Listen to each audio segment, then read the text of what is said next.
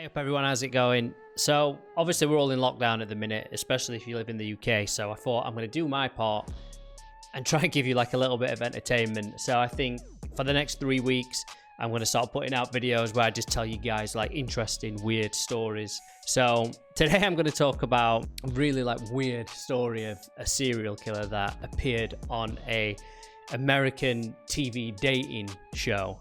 If you're from England, it's very similar, if not, well, it is. It's basically Blind Date. If you remember Cilla Black. It's Blind Date, and here is your host, Miss Cilla Black.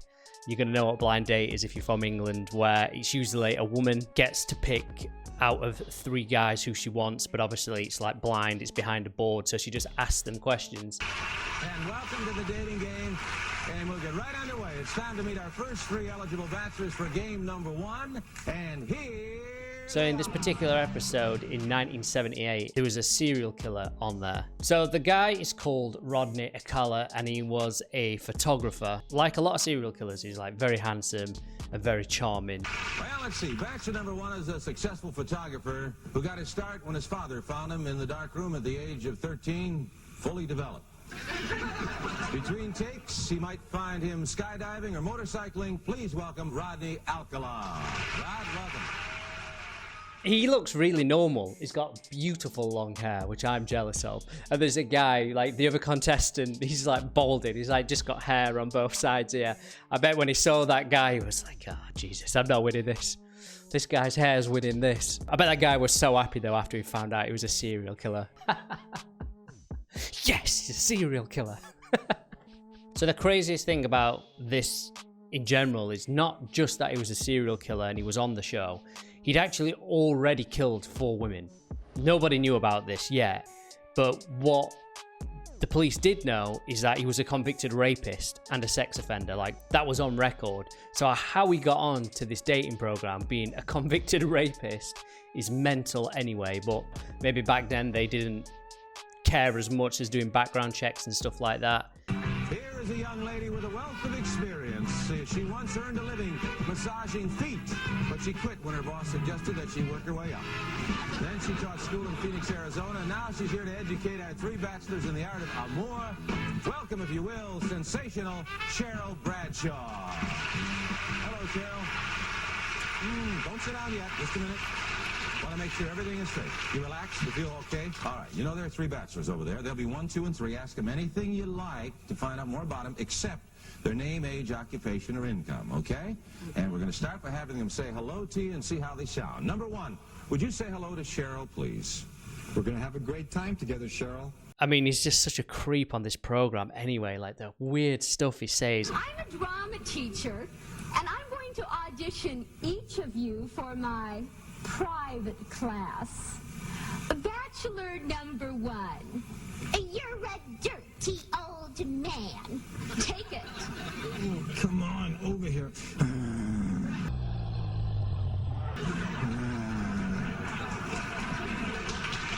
He says this one thing about call me a banana and something about peeling me. It's so weird.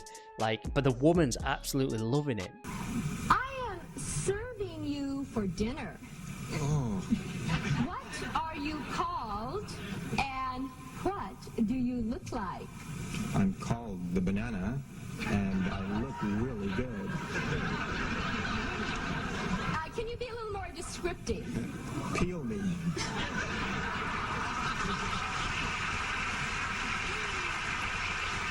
Like the woman on the program's like giggling and stuff. So I'm just imagine you going up to a woman in a club now saying, hey, I'm banana, peel me. Later, Bachelor 1. Later.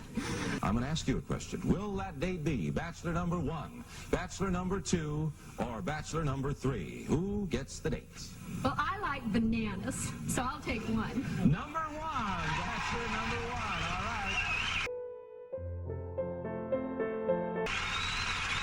There they go.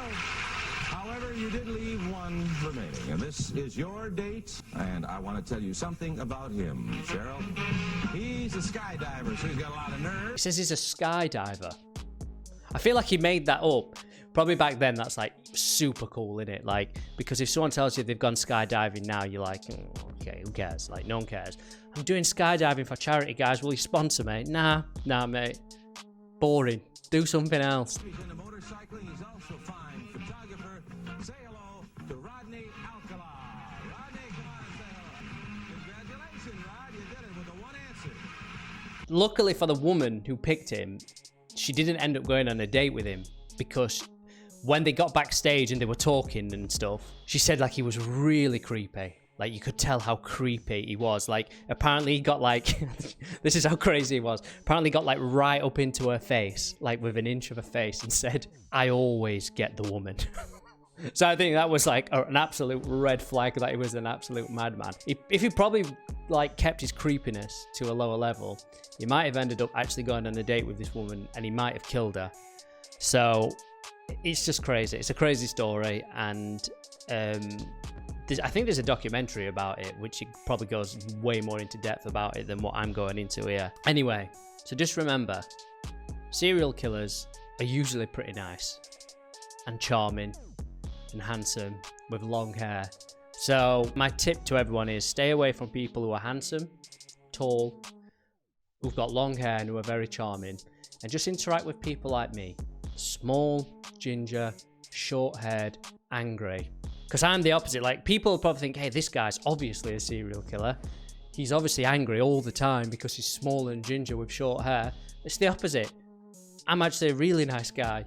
I don't kill people. So Rodney Alcala basically ended up being convicted of killing like 7 women. But the police found over 1,000 photos of like young girls and women in his apartment. So the police suspected that he actually could have killed over 130 women, which would make him one of the most prolific serial killers of all time, like topping Ted Bundy and stuff like that. But because they couldn't prove that he'd done these things, obviously, like, he didn't get sentenced to them. I think he ended up getting sentenced for 7 murders in 2010. He was a sick guy. Like, the way he'd kill the women, he would strangle them until they passed out, and then he'd revive them, and then he'd start strangling them again. So he'd just keep doing that until they died, because obviously, like, he loved the fact, like, watching them pass out and almost die is what he got off on. Like, in hindsight, watching back on this video now, you can kind of tell. Like, it's kind of weird, because I think if no one told you this guy was a serial killer and you watch this, would you think this guy is as weird as you know he is? And I think you probably would, because he just seems weird. The stuff he says is so weird. Like, the way his brain works when he's answering her is like, it's not like he's saying it because he thinks that. It's almost like he's thinking, this is what I'd imagine someone who's really nice and charming would say. Anyway, I hope you enjoyed this short story. I'm going to try and do a few of these a day, or at least a week. Actually, someone commented on my video the other day saying your content seems to be all over the place. It wasn't like a negative comment, he was just pointing it out. But that's something I'm aware of, because my brain is all over the place. Like, I don't want to limit my channel just to like one thing, even though that is the way you become successful on YouTube, because people come to you for a specific thing. But my brain isn't specific. You know, I wake up and I feel like making a video on something, I make a video on it. And I think in the long run, it'll be better for everyone, because you'll have varied content if you enjoy what I'm doing. So my next thing I'm going to do is probably going to be on something paranormal, because like, I like weird, strange paranormal stories. Even if like we can't prove them, it's still an interesting story. So thanks for watching. Shave your hair, don't kill people, and definitely don't go on dating shows. Hollywood, the dating capital of the world. It's The Dating Game. Here's the star of our show, and your host, Jim Lyons. Thank you. Thank you very much. Thank you. And welcome to the dating game. And we'll get right underway. It's time to meet our first 3 eligible bachelors for game number 1. And here they are.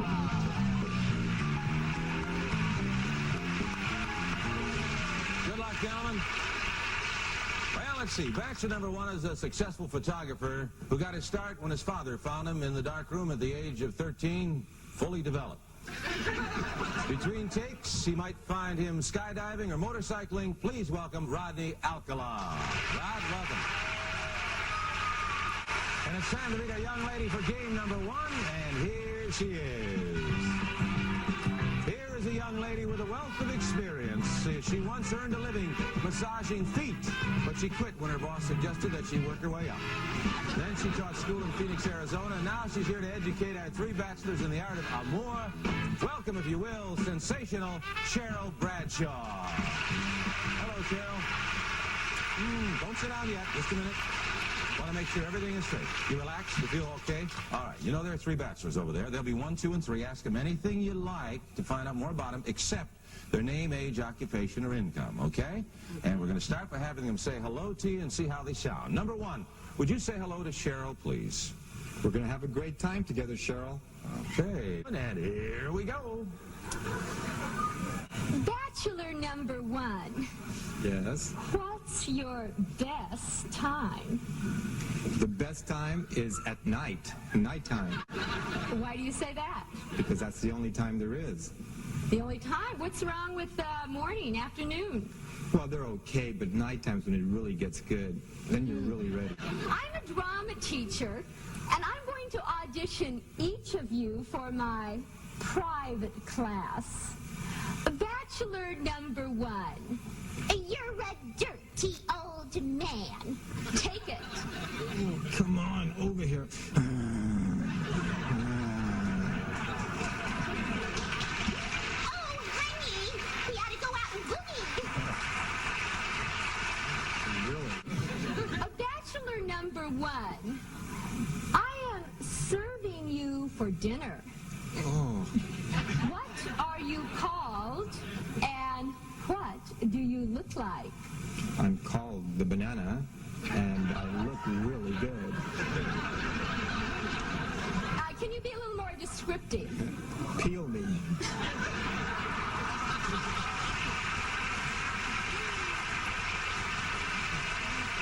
Later, Bachelor 1. Later.